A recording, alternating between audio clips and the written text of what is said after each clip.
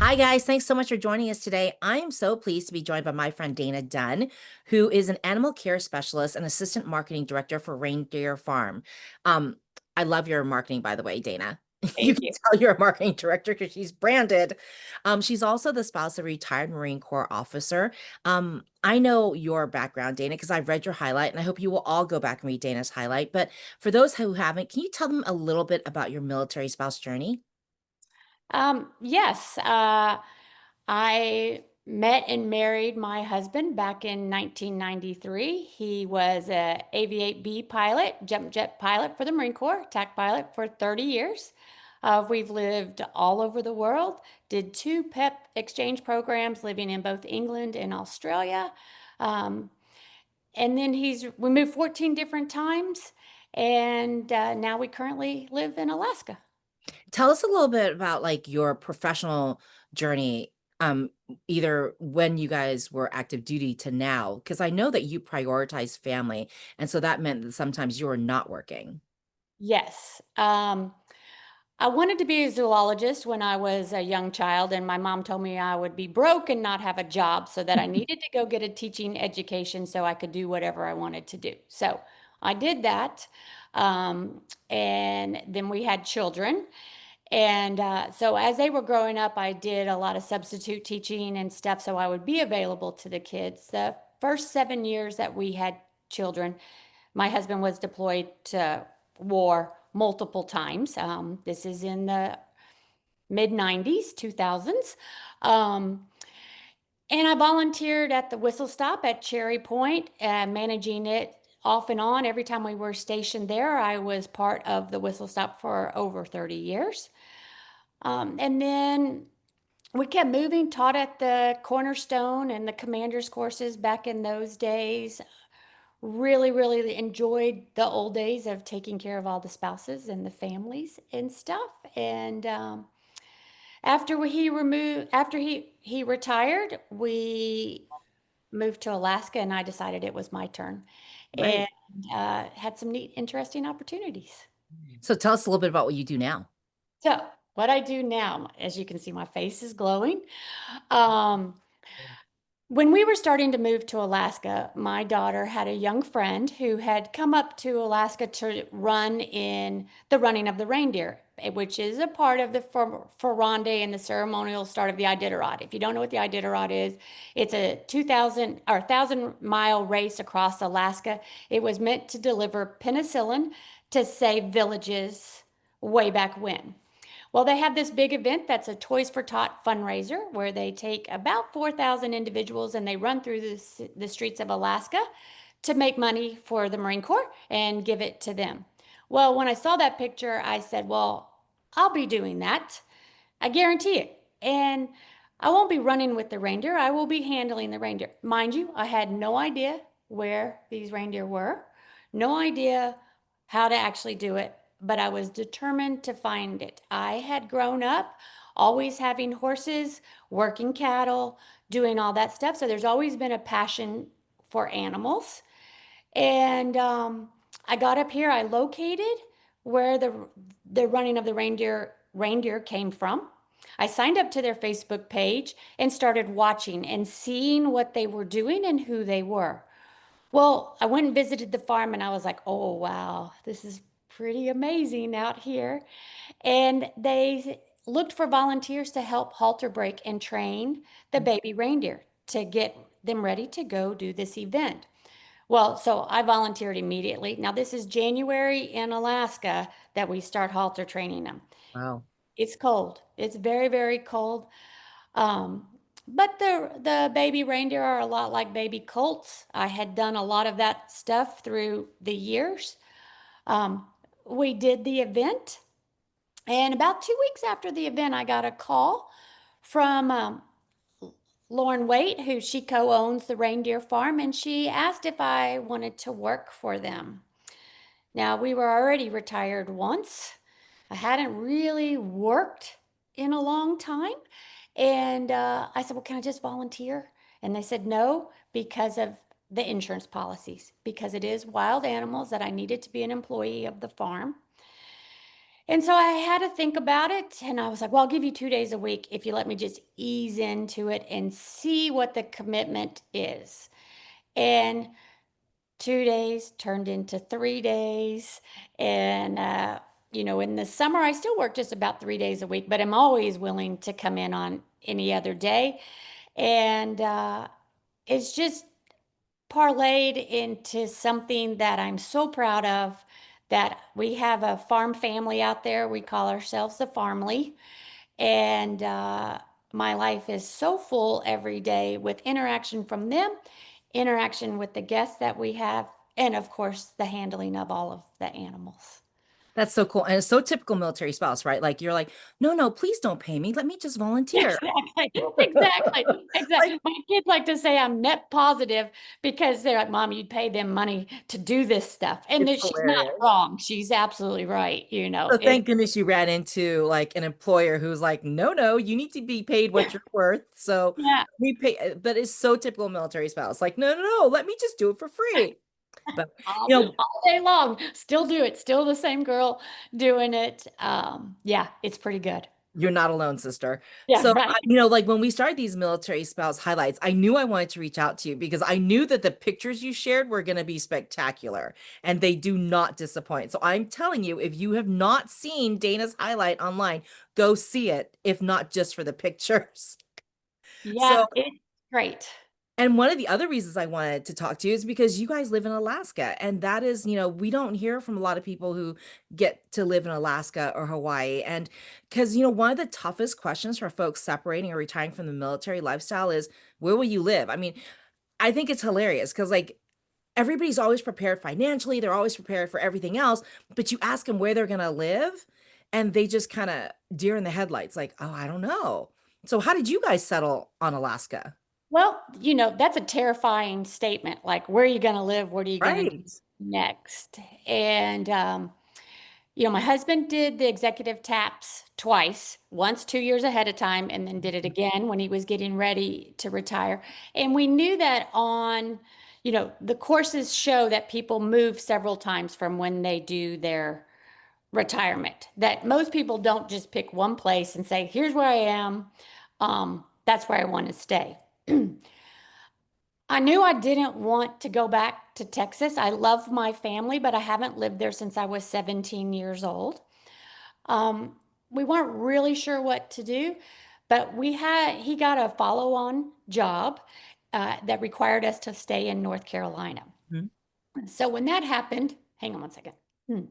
We decided to go ahead and stay in New Bern, North Carolina. We bought a little hobby farm. I was able to raise my horses, and we were really, really enjoying it. Really nice neighborhood with nice people, horse people. Um, and so we stayed there. But when we wanted to make changes to the house, I knew it wasn't my forever home. I enjoyed it, but knew we weren't done. And then the opportunity came for my husband to relocate to Alaska with yet his next employer. And we said, all right, yeah, let's go. Well, and I had never been to Alaska, but I knew that I loved New Zealand and I would move to New Zealand in a heartbeat. I figured Alaska's pretty close to New Zealand um, in the way that people live in the Right. mountains and all of that stuff. And we sold everything. I, you know, Wow. everything. And we packed up. We closed on our house before I had even been to Alaska. And we came out here. We went house hunting. We knew we wanted to get an airplane. So we were looking for houses where we could have an airplane. Because if you live in Alaska, everybody has an airplane. There is Alaska on land, and then there is Alaska by air. And it is even more amazing by air. And we found this house, and it's the greatest place to be. We are like civilians living in a squadron life. Everybody has an airplane. It's very, very social. Um, yeah, so that's what we And did. for those of you who are listening who are like, oh, that's so self-indulgent. Everybody has to have an airplane. No, they literally have to have an airplane. You guys live in the northernmost part of Alaska. Like you are isolated from everywhere else without the airplane. So I think it's just a way of life where other places you'd have to have a car. Yeah, it is. I mean, there is so much of Alaska that you can't get to by road. You need to get to by airplane. And of course, when your husband is a pilot, that's what he wants to do. He traded his boat in for an airplane. And yeah, they're called tail draggers. And we land on glaciers and land on rivers. And if we want to go see Denali, we don't drive. We fly up there and fly around Denali and have a little look. But it is a way of life up here. Every place you live, if you live by the beach, you go to the beach. If you're a Right. big fisherman, you have a big fishing boat. Here, we Yeah, have an airplane. airplane. And Yeah. they fish a lot because I was teasing Dana that every time I see her pictures, they're fishing again. They catch these ginormous salmon. And when I think about a way of life, our family used to go fishing and we catch like, 10 pounds of crappie and catfish or what 20 pounds and call it a day. And you guys have like how many salmon stocked in your freezer? Right now, we have 89 salmon in our freezer. I don't like fishing. I love catching. And so it's catching. We had some other friends come up the other day and we were out on the Kenai River fishing and I could have limited out in 15 minutes, except it took my husband like an additional 30 minutes to get my fish off of the line. It was fabulous. It was great. Hilarious. It was really neat. No, so I mean, I could sit here and chat with you all day about living in Alaska, and I probably will once we say goodbye to everybody. Okay. But for now, do you guys, I mean, like you are really into a less traditional job. I don't know very many people who work on a reindeer farm. So, but I imagine that there are other non-traditional jobs out there. Do you have tips for military spouses who may be looking to break into less traditional jobs such as yours? Because I imagine there's less of a pathway. I mean, is it like do the same kind of networking, stay current in your field? What is it? How do you get into those jobs? So what I tell people, especially women who are going to become empty nesters, and really, if you become an empty nester and a retiree at the same time, that's kind of a double whammy, right? You're identifying uh, factors as I'm a full-time mom, I'm a full-time military spouse. Those things are changing, right? You don't stop being that, but the demands are not the same. And my advice that I give to women over and over and over is what did you want to be or who did you want to be when you were 16 years old? Think about it. I wanted to be a zoologist, right? I was already a cowgirl. That's what I wanted to do. And go do it. You have money to do it, you have the support, go be who you were meant to be. It doesn't mean I'm not a mom anymore, doesn't mean I'm not a military spouse anymore, but I am the best version of myself. And then be relentless doing it. Don't be apologetic.